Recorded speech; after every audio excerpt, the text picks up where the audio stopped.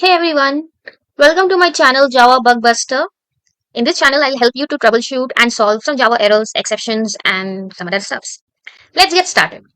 In today's video, we'll walk through how to install JDK and IntelliJ IDE on your system. Before we dive in, I'll give you a quick overview of why JDK and IntelliJ are essential.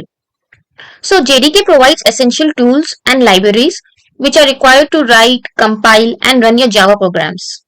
The essential tools it provides are first the compiler, that is JavaC, to convert your Java code into machine readable instructions. Second, the runtime environment JRE that will execute Java programs. Third are the various libraries required for development.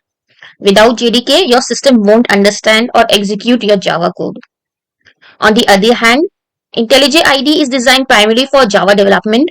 It is a code editor tool which has a user-friendly interface and it can be used by both beginners as well as professionals. It helps developers to write code efficiently with features like smart code completion, refactoring tools, debugging support, etc. IntelliJ also integrates with build tools like Maven and Gradle and version control system like Git. So that's overview about JDK and IntelliJ IDE. So let's install Java in our system. Go to your Google Chrome browser and search for the JDK you want to install in your system. I want to install Java 8, hence I'll search with JDK 1.8. If you want to install higher version of Java, search for same JDK. Click on the first link, scroll down and select the executable file based on your system specification. Since I'm using Windows machine with 64-bit, I will select the last file. Click on the link, click on accept and click on download. You need to sign in with your Oracle account. If you don't have Oracle account, you can simply create it using your personal email ID. I have created one for myself, so let me sign in. Once you sign in, the executable file will start downloading. Now navigate to your download folder. Now double click on the executable file to install Java. Click on next, next, wait for some time.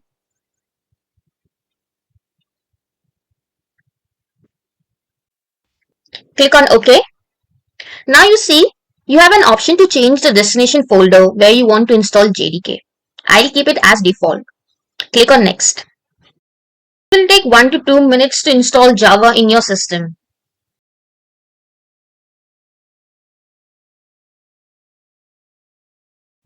Now we see a pop-up window which says Java SE Development Kit 8 has been successfully installed. This means our installation of JDK has been completed successfully. Click on close. Second step, you need to set up Java home environment variable in your system that will point to your installed JDK directory, and also you need to point your bin directory to your system path variable. For that, search with advanced system settings. Click on environment variable. Under system variable, click on new. You will see variable name and variable value here. You need to set up Java home environment variable. Let me write Java home. Under variable value, you need to point your JDK installation directory. Let me browse it. So I have installed JDK under C drive, program files, Java. I can see the JDK 1.8 folder. Click on it. Click on OK. So Java home environment variable has set up. Next, you need to add bin directory of your JDK installation to the path environment variable. Search for the path environment variable here. Click on edit. Click on new. I will enter Java home environment variable here, which is actually pointing to my JDK installation directory, and append bin folder. Let me move it up and click on OK. So environment and your path variable has set up successfully. Click on OK to save the changes. Click on OK. Now you're all set. To verify you have set up your environment variable correctly, open the command prompt and run the following command, java-version. This should display the version of Java you have installed. I've installed Java 1.8 and same has been displayed here. Additionally, if you want to know the installation directory, you can type echo underscore Java home, the environment variable which you have set up.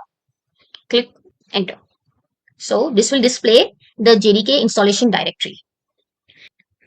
This means you have successfully set up Java on your system. Now you can start developing your Java application and run it. But to start writing your code, you will need a code editor. Let's install IntelliJ IDE for same. Navigate to your Google Chrome browser. Search for IntelliJ IDE download. Click on first link. If you're using Windows machine, click on Windows. You will see IntelliJ IDE Ultimate here.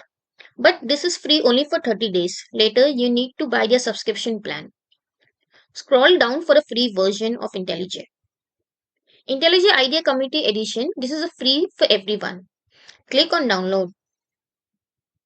Your IntelliJ IDE have started downloading. Once your download has completed successfully, navigate to your downloads folder.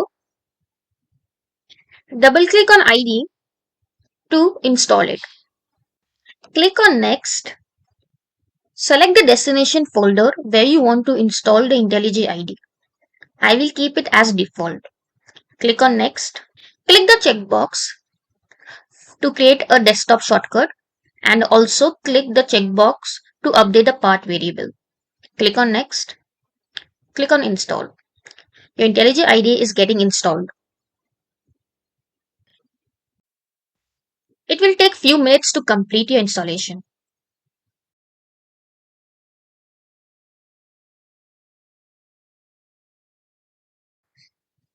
Now you can see a pop-up which asks you to restart your system, but I will do it later. Click on finish. Now double click on IntelliJ IDE icon on your desktop to launch your IntelliJ. Click on skip import. Your IntelliJ IDE has launched successfully. Let us create a first project here. Click on new project. Give a suitable name for your project. Let me give it as JavaBugBuster. Then, if you see here JDK 23 is being used, we can set up this later. Click on create.